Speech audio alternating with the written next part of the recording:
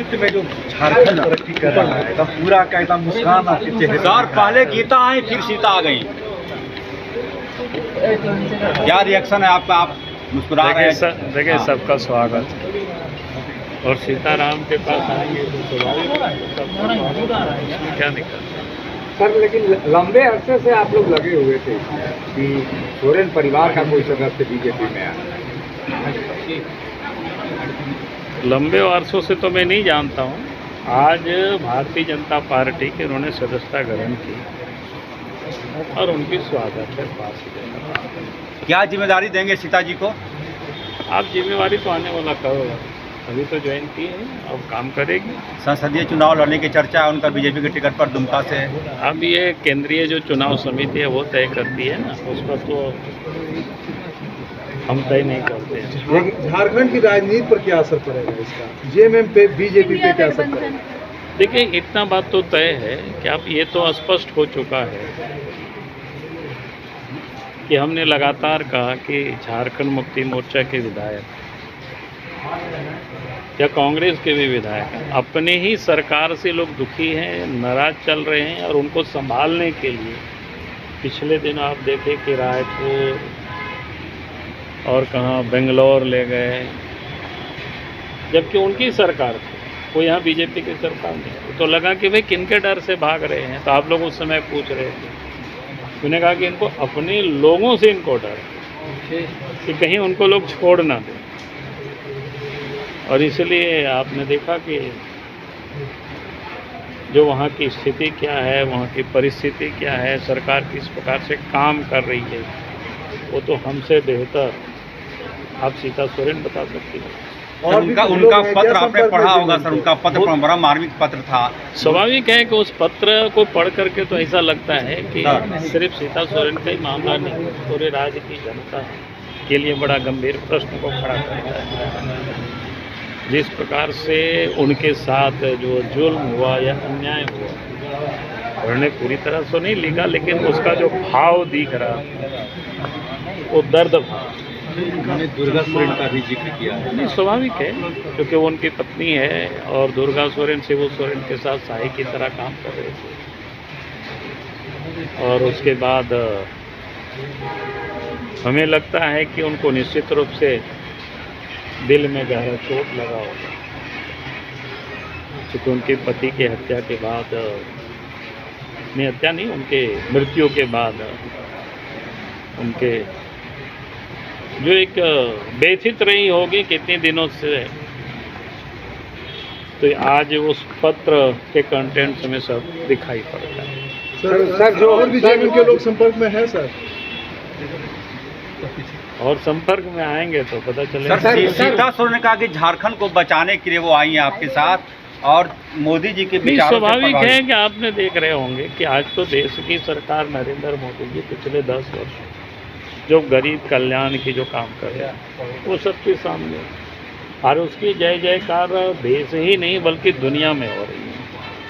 और झारखंड ही नहीं, देश भर में आपने देख रहे होंगे भिन्न भिन्न पॉलिटिकल पार्टी छोड़ करके लोग मोदी जी के साथ खड़े हो रहे हैं। और झारखंड की तो जो हालत है वो किसी से छुपा हुआ नहीं है। झारखंड में कुछ भी हेमंत सोरेन की सरकार, आज चंपई सोरेन की सरकार कुछ भी छोड़ा नहीं है। यहाँ के नौजवानों का भी जो जॉब है उसको वो भी बेचा जा रहा है। नौजवान सड़क पर भटक रहे हैं, आंदोलन कर रहे हैं, तो उनके ऊपर धंधे चलते हैं, उनके ऊपर मुकदमे होते हैं। भाई अगर गड़बड़ी नहीं हो रही है तो फिर उनको सीबीआई जांच से क्यों डर रही है सरकार? जांच करानी चाहिए। तो जेएमएम ने कहा है कि इसकी पूरी साजिश बीजेपी कार्यालय में रची गई है। वह भी तो जांच हो जानी चाहिए। तो जेएमएम ने कहा है कि इसकी पूरी साजिश बीजेपी कार्यालय में रची गई है। वह भी तो जांच हो जाए ना, सीबीआई से जांच में क्या दिक्कत है? भाई कोई एक जगह घटना नहीं हुई परसों भी, आप देख लीजिए जो कल परसों एकदम 2 दिन पहले एग्जाम हुआ, कहाँ कहाँ घटना हुई। चतरा से आया कहानी, धनबाद से भी आया, जामताड़ा से भी आ रहा है। तो कोई ये संयोग नहीं है कि एक साथ इतनी जगहों पर कोई गड़बड़ी हो रही है। तो सरकार गड़बड़ी को तो ठीक नहीं कर रही है, तो राजनीतिक सिर्फ बयानबाजी कर रही है, तो उससे तो चलेगा नहीं। जनता या नौजवान सब देख रहे हैं, नौजवान सब भुगत रहे हैं। सर, झारखंड मुक्ति मोर्चा ने यह भी कहा है कि आप लोग डरा दिए सीता सोरेन को, हेमंत जी को नहीं डरा पाए नहीं, हम लोग डराएंगे क्योंकि इसको केंद्रीय एजेंसियों से।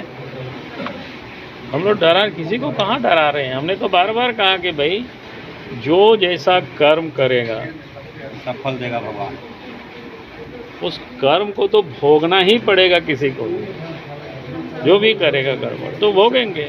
सर, बीजेपी जिस चीज को लेकर लगातार हमला करती रही, परिवारवाद, सीता सोरेन भी उसी परिवारवाद को लेकर आ रही हैं। उनकी दो बेटियां भी देखिए, परिवारवाद राजनीति में आ और रही हैं। देखिए परिवारवाद और पॉलिटिक्स को आप लोग सब घलमेल कर रहे हैं। परिवारवाद का मतलब क्या होता है?